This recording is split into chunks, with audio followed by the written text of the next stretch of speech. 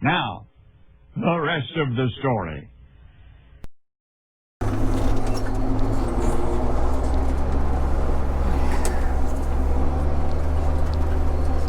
I'm just about done with what I have to rake. This is going to be the first corn fodder that we're going to be making yet this year. Good news, bad news.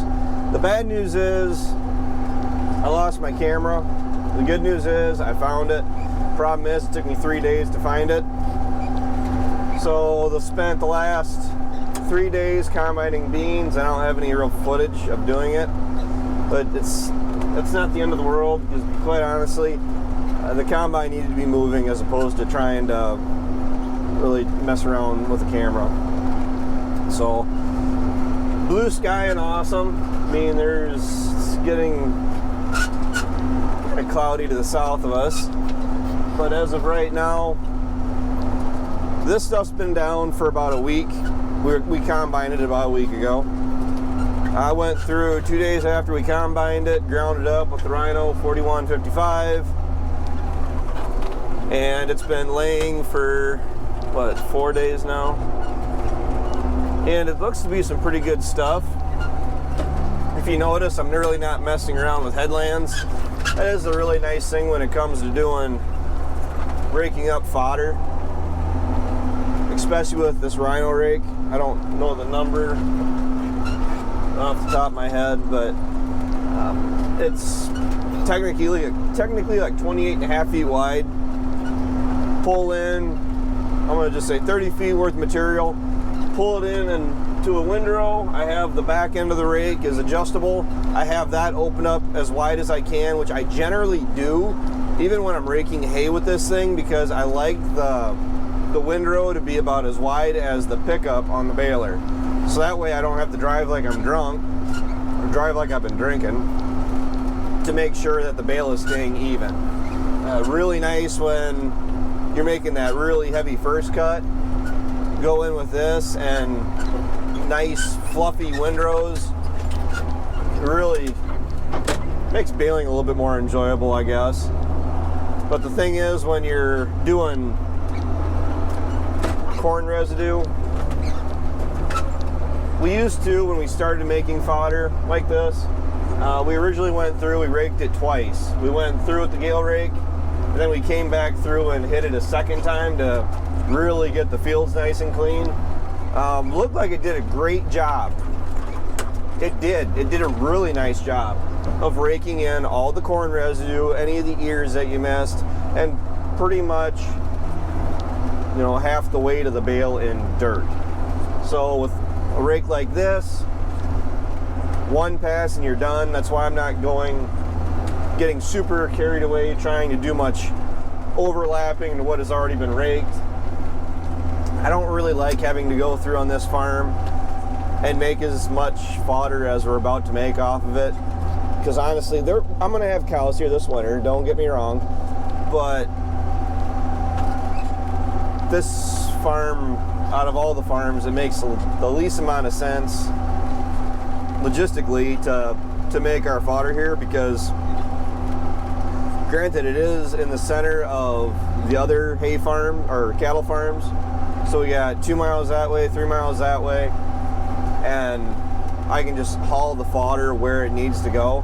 Another thing that's really an advantage to making this fodder here, other than the big reason, is the fact that we have, both of our sheds are pretty well empty. Our hay sheds at this home farm are empty, so we can go through and stack them full with bedding, and then if we get a freezing rain or a bunch of snow this winter, which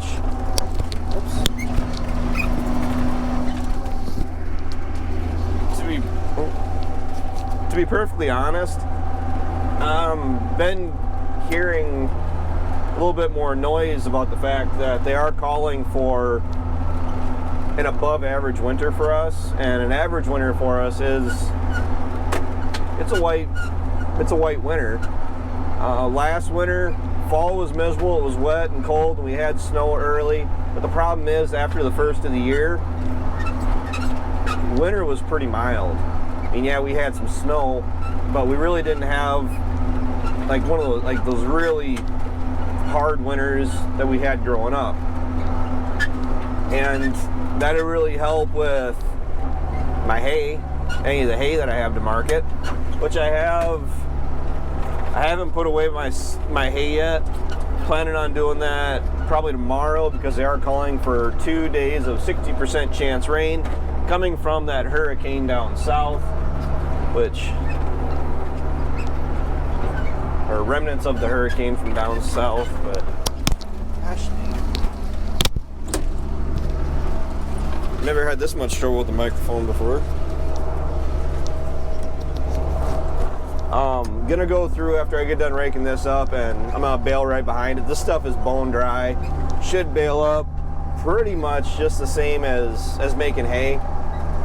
I'm gonna make 5x5 bales, not the 5 foot wide, which is what the baler is, and 6 feet tall. The reason I don't make 6 feet tall bales to get as big a hay or as big a corn fodder bales as I can is because they do get heavy. To move them is one thing, but also that is a lot of material. It's a lot of weight spinning around in the baler. It's hard on the belts, it's hard on the baler. That machine has to last us for a while yet. It is on the list with pretty much everything else that we have on the farm that we would like to update. So to be completely honest, I think things are looking better now than what they were even 4 or 5 years ago.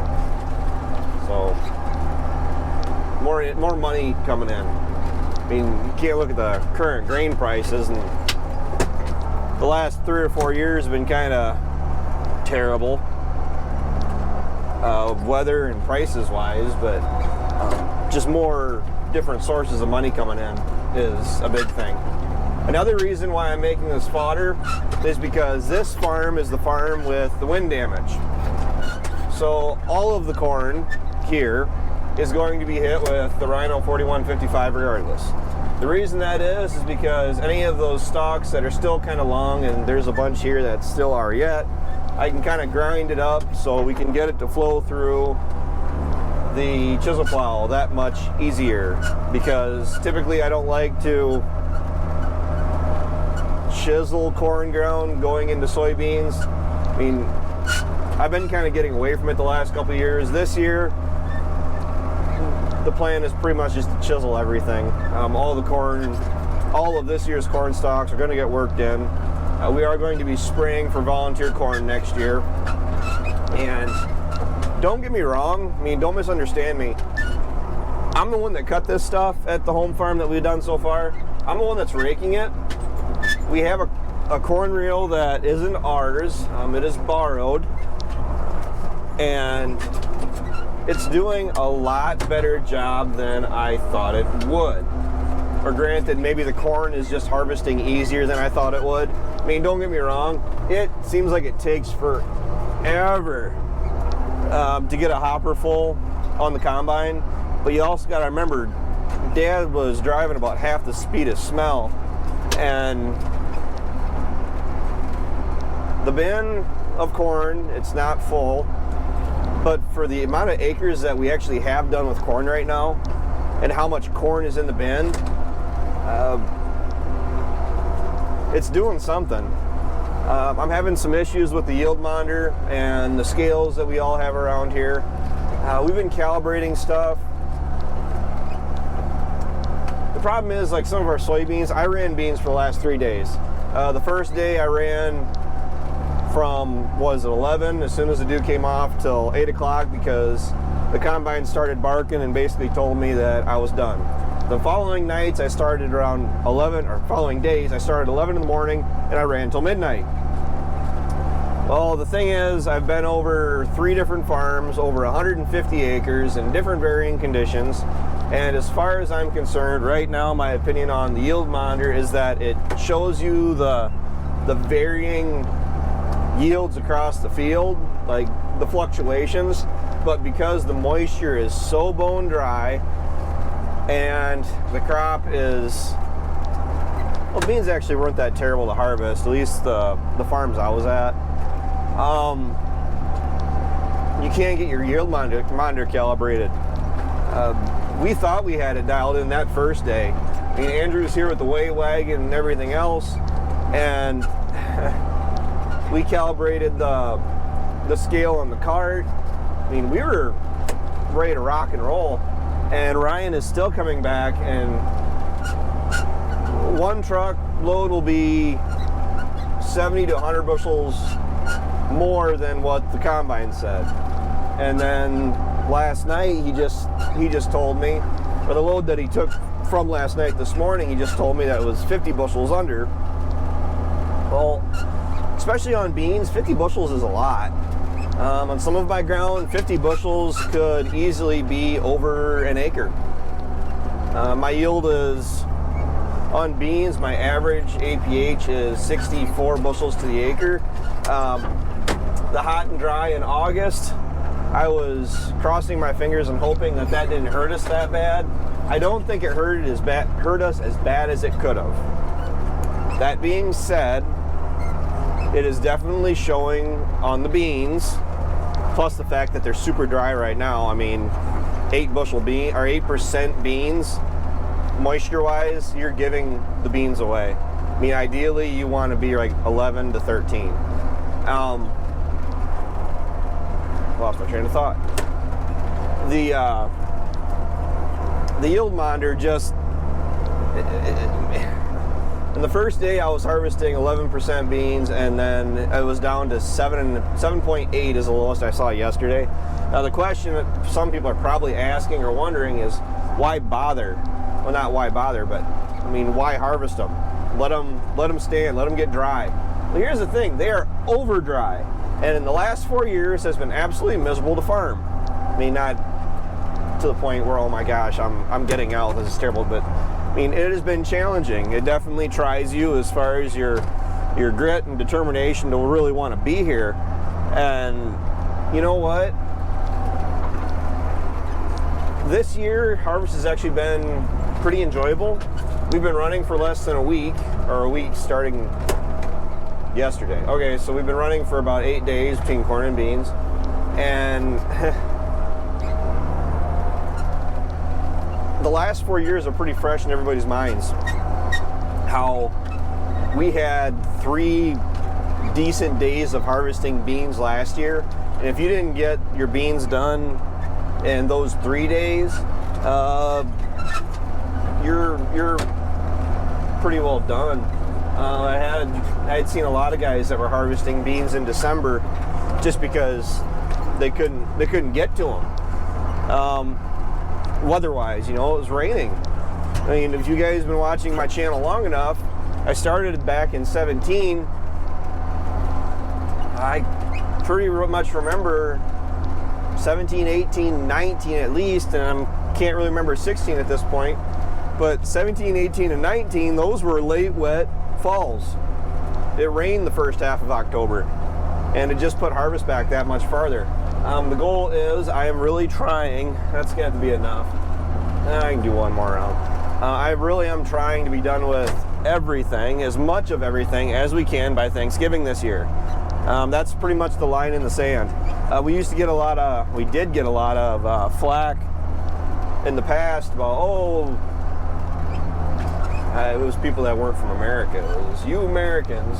You Americans think that you can't do X, Y, and Z after this date. Well, typically, after X, Y, and Z date, you're not guaranteed anything. Well, you're not guaranteed anything as it is. But as far as the weather goes, I mean, it could have completely shut us down.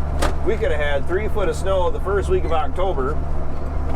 November, and that's it. You're done. You're harvesting in spring. Harvesting anything in spring sounds like pure and utter torture to me. In my lifetime, I never want to have to harvest anything in the spring. I want to be able to do everything in a timely fashion. Not always the case, but I mean, I think you guys definitely understand where I'm coming from. The goal is, as far as the corn fodder, I'm probably not going to record it, just because I'm going to be grabbing gears and I really want to get that stuff run through because I gotta go help move the combine back home. Dad's working on my place, and then we just have the beans that you see here at the home farm. We'll be done with beans, switch to corn. They're calling for rain for the next 2 days, a 60% chance, which a 60% chance is a lot of rain as of late. The beans are so dry that any amount of heavy rain is going to equal out to yield loss.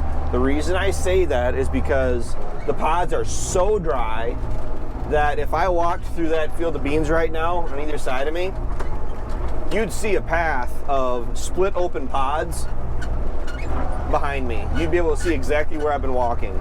It doesn't take anything for these pods to snap open. They're too dry. It's a problem. And I am seeing yield loss from even harvesting just because the head shatter and everything else. I'm not willing to risk leaving the beans sit in the field and run the risk of a heavy rainstorm and lose 5 to 10 bushel in the field. The weather turns on us. This week that we're in right now, basically for another 24 hours, and I think we're back into late fall weather. Wearing heavy clothes. I don't need the sweatshirt, it's just that I'm a sweatshirt guy. I kind of like wearing them. Well, for all the dust and stuff I'm getting in, it actually is a little bit of protection there. But the beans are coming off regardless, because if you don't get them when the sun is shining, you might not get them. And the thing is with corn, you can harvest corn when it's gloomy, hazy, crummy out. Guys, the beans, even at 8%, they growl and they grind, and no amount of combine adjustments that I was doing made them run through any better. And it gets that much worse if they're 15, 17% beans and they're marshmallows and the plants are already tough and don't want to thrash. And I'm okay with an early fall or an early season in the fall. We were still trying to do field work after Christmas last year, and it's not fun anymore after that. I mean, growing up, when you're just a kid helping on Grandpa's farm, granted trying to be here as much as you can, you're not worried about the ins and outs of the business. You're just here to drive tractor. You're vibing. You're just here to help. Well, the thing is, even as something as a hobby, when you start doing something that is fun to you, but you're trying to make money doing it, it turns into work. Granted, I would never give this up, but I'm enjoying what I'm doing right now. I mean, don't misunderstand what I'm trying to say, but it's enjoyable doing field work. It's enjoyable harvesting. It's enjoyable seeing the grain checks coming through on my phone, on my app. When you get into December, still trying to harvest, when you have to wear heavy clothing, overalls, gloves, hat, just to walk out of the house in the morning and try to get your equipment started because it's 15, 20 below or 20 degrees at night, it isn't quite as fun as it is when you're harvesting in a sweatshirt or a t-shirt. Ryan's running around in a t-shirt. Dad's in a t-shirt. I would much rather harvest in the conditions we have right now. That's why there's a big push to do it right now, as opposed to sitting on your hands and running the risk of having to do more in crummy weather. I need to unhook this piece of equipment, go in, hook onto the baler, pull out that tensioner rack, spring rack, whatever everybody insists it is. And I'm going to start baling like right now because I need to help move the combine back up here probably within an hour. So, and then run half the night again, as long as it doesn't get tough, and then finish beans tomorrow before the rain. while Dad is finishing up beans, Dad and Ryan are finishing up beans tomorrow, I'm going down to the valley and I'm going to be putting away all of my hay, which actually shouldn't take too long. It's about 300 bales. So, all right, thanks for watching, thanks for tuning in, thanks for watching. Did I already say that? Oh man, lack of sleep is getting to me. So with that, thanks for watching, thanks for tuning in. Take care, take it easy, keep in touch. I would have put you guys on the camera mount and try to do an voiceover video, but I don't want the camera catching too much dust. So, later.